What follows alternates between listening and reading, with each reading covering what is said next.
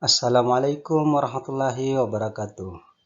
Saya berharap kita semua selalu dalam keadaan sehat walafiat. Pada video edukasi kali ini kita akan membahas tentang etika batuk. Mungkin dalam hati kita akan bertanya, kenapa sih harus ada etika batuk? Bukankah batuk sudah ada sejak dahulu? Kalau batuk ya tinggal batuk saja. Eits, jangan salah. Ternyata saat kita batuk akan ada banyak virus dan kuman yang ikut keluar bersamaan dengan batuk kita. Dan virus ataupun kuman tersebut dapat menyebar melalui udara dan dapat menginfeksi keluarga, teman, ataupun orang-orang di sekitar kita. Untuk itulah kita harus menerapkan etika batuk saat kita akan batuk.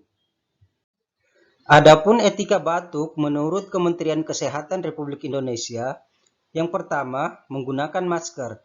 Jadi saat batuk maskernya jangan dibuka agar virus dan kuman tidak menyebar. Tapi setelah batuk diharapkan segera mengganti masker dengan masker yang baru.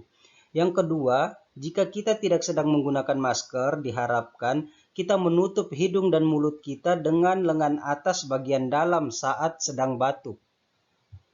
Berikutnya, bisa juga dengan menggunakan tisu untuk menutup mulut dan hidung kita saat batuk.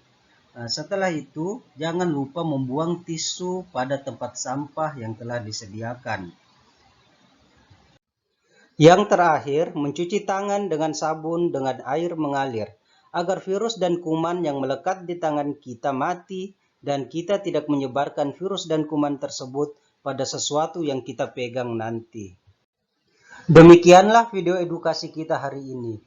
Semoga bermanfaat dan dapat diterapkan dalam kehidupan kita sehari-hari.